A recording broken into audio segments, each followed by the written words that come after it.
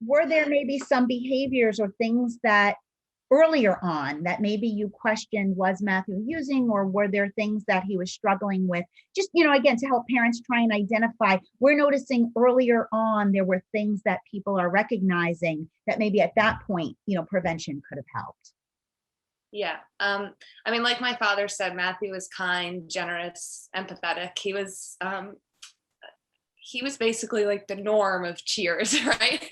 Like everybody in Westfield knew him. I recently read a book that made that analogy, and I thought, that's my brother. Like, he knew everybody's name. They knew him. He knew your kids' names. And he made me feel important because his first question was always, how are you doing? So I would say that the behavior that was most alarming to me was when he would lie and when he would be deceitful, because that's not Matthew. And so that didn't make sense to me. Did I link it to addiction originally? No, it was just confusing. Like, why is he lying? Why is he making up these stories? I was a teacher at the high school when he was a student, and his physics teacher was having all these issues with him. And I remember his physics teacher was basically saying he was lying. And I was like, I don't believe you, but call my father. And so my dad talked to him, whatever. It eventually came out that Matthew was in fact lying.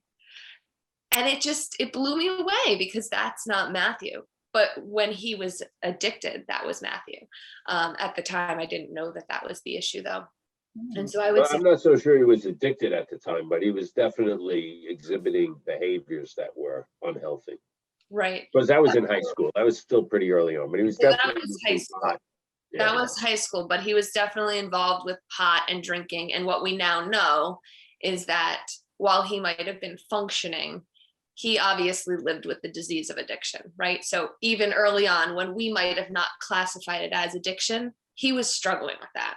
That's what I mean when I say I wouldn't have necessarily associated it with addiction at the time.